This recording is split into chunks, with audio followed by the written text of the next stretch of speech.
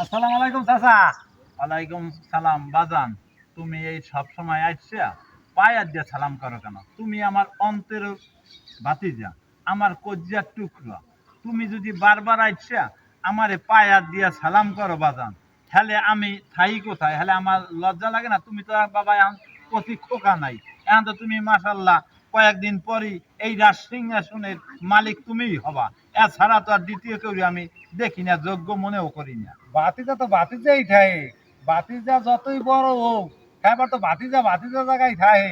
তো এত কথা কইতে চাই না, সালাম কি লেগে করছি আপনি আরে বলবেন। বাজান, হ্যাঁ তো বুঝি, আমি তো তোমার লাগিয়া সব সময় এই যে 2000 টাকা লাল নোট গুনা এগুনা পকেটে 2 4 রাহি।